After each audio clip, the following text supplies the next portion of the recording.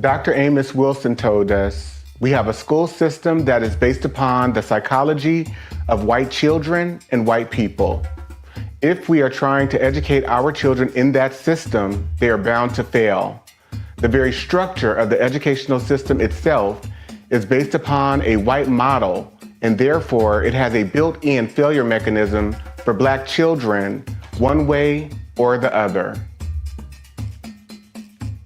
Dr. Bobby Wright told us, in their relationship with the Black race, whites are psychopaths, and their behavior represents an underlying biologically transmitted proclivity with roots deep in their evolutionary history. The psychopath is an individual who is constantly in conflict with other persons or groups. He is unable to experience guilt, is completely selfish and callous, and has a total disregard for the rights of others. One of the best methods that can be used to measure the psychopathic traits of the white race is observing and analyzing their universal overt behaviors and attitudes towards Black people. Psychopaths simply ignore the concept of right and wrong.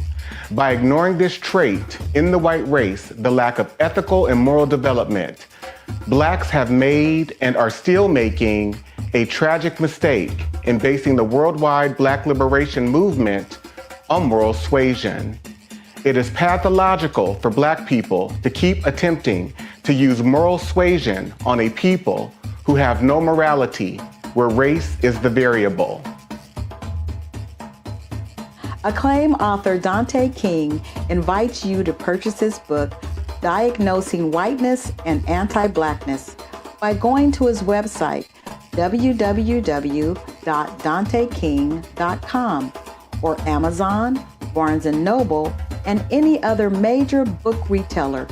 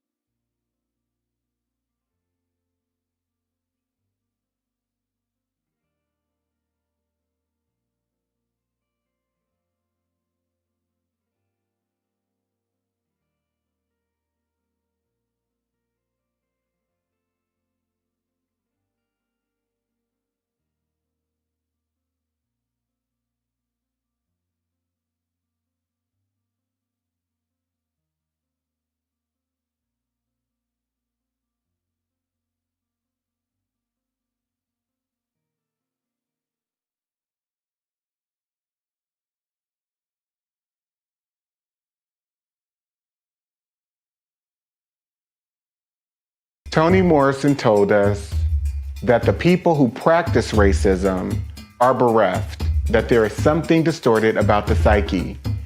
It's a huge waste, and it's a corruption and a distortion. It's like a profound neuroses that nobody has examined for what it is.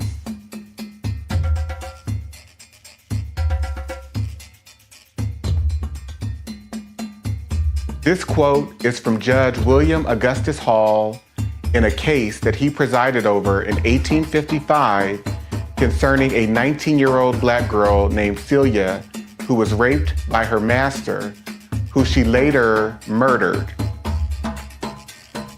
Judge Hall told the jury, if Newsom was in the habit of having intercourse with the defendant, who was his slave, and went to her cabin on the night he was killed to have intercourse with her, or for any other purpose, and while he was standing in the floor talking to her, she struck him with a stick, which was a dangerous weapon, and knocked him down, and struck him again after he fell, and killed him by either blow, it is murder in the first degree. The Florida State Supreme Court in 1918 determined what has been said by some of our courts about an unchaste female being a comparatively rare exception is no doubt true where the population is composed largely of the Caucasian race. But we would blind ourselves to actual conditions if we adopted this rule where another race that is largely immoral constitutes an appreciable part of the population. Acclaimed author Dante King invites you to purchase his book, Diagnosing Whiteness and Anti-Blackness, by going to his website, www.danteking.com, or Amazon, Barnes & Noble, and any other major book retailer.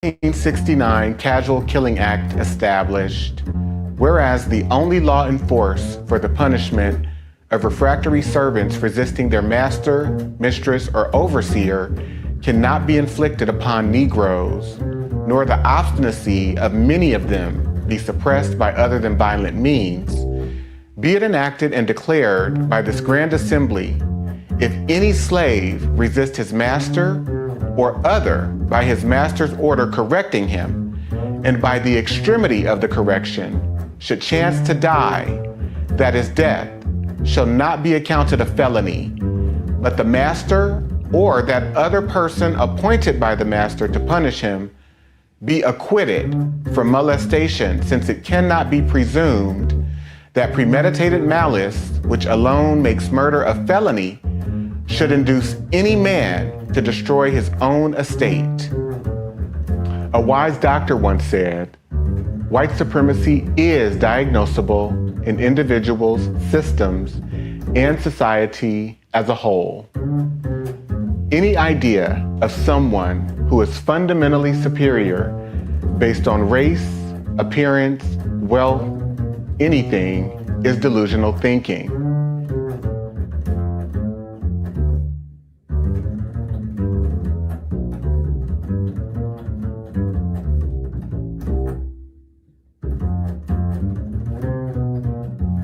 The Mississippi State Supreme Court determined in 1859 the crime of rape does not exist in this state between African slaves.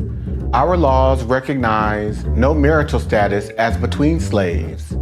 Their sexual intercourse is left to be regulated by their owners.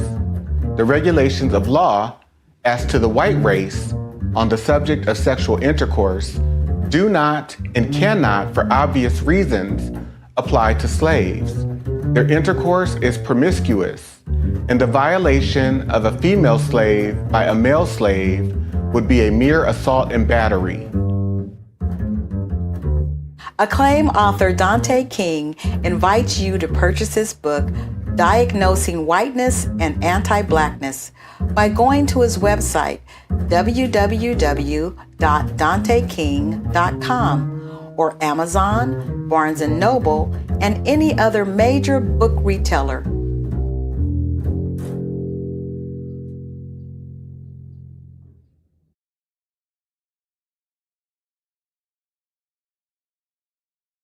The book surprised you the most? A whole book. The whole book. Because I thought that I knew a lot until I read that book and realized I didn't know anything. There was a lot to learn and a lot to still be discovered. I'm still processing it. I can see things now that I didn't see before. And it's all because of the book. I love that. Jules? So much of the book really opened my eyes to things. The Casual Killing Act, the legality of rape. And then one of the other parts was the housing covenants and the covenants that were allowed. And growing up in the Bay Area, St. Francis Wood, for instance, is a highly coveted place to want to live or want to strive to, right? I was a child and I'd passed through St. Francis Woods, and it was something that you feel could have been attainable. And then as you read Dante's book, you realize it's attainable for white people. It's not attainable for me. It's not attainable for you, not in the way that you think you would be able to attain certain places and spaces. You are written out of that legally. Right. And Alicia? What really stands out to me is the 1850 Fugitive Slave Act, which describes so much of how white people operate in terms of that act deputizing all white Americans to serve as white racial police against African Americans, whether they're freed or enslaved, and getting incentivized by bounties, by slave auctions to surveil and police and criminalize Black people, and how that persists today, the obsession with it. The author of the book, some time to speak directly to the audience. Tell them what you know they need to hear and the takeaway from these 10 episodes that wonderfully, thoughtfully, and lovingly unpack the chapters of your work. The last thing that I would like to leave all of you with is a call to action. Read the book, study the book with your friends and family. Take it one chapter at a time and highlight, read, reread the information contained in each of the chapters, as well as the reflection questions that are at the end of each chapter, because we have to understand we've normalized violence against African American people. We have lost all regard of our humanity towards African American people. This is a call to action to regain a sense of your own humanity in regards to how you come to knowing, understanding, making meaning about who you are in relationship to Black people, and how have you been tainted and corrupted by white rulership and white racial control. This is a lifetime journey for me. I know that I will be in recovery from white supremacy and anti-Blackness throughout my entire life. And so I'm calling us to be greater people, greater advocates for each other, greater in our understanding. So thank you so much for being a part of this experience. I hope it serves you well. I hope it serves your family well. I hope you can go out and be recommitted to supporting, uplifting, believing Black people. Thank you.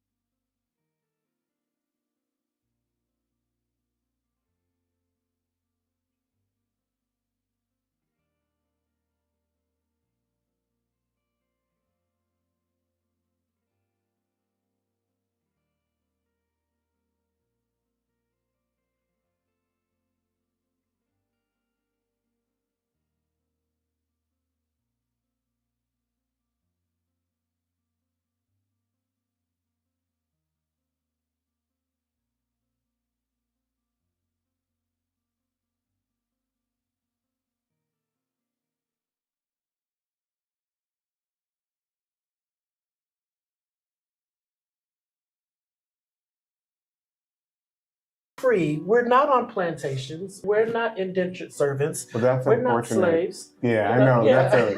We are That's free. such an unfortunate mindset. Again, it's rooted in low standards too, because your starting point, as it pertains to Black people and freedom, is one where people are bound, shackled in chains, being subjected to rape and pedophilia, and stuck on agricultural plantations. And so we don't necessarily consider, for example, the public health institution or, my job at Google or my job as an attorney at this law firm. We don't consider these corporation plantations where white people have benefited for centuries, and yet we still are subjects of servitude in a system that's based on feudalism. So therefore we have developed false impressions, I guess I would say, and low standards and low expectations around how we define and deal with freedom.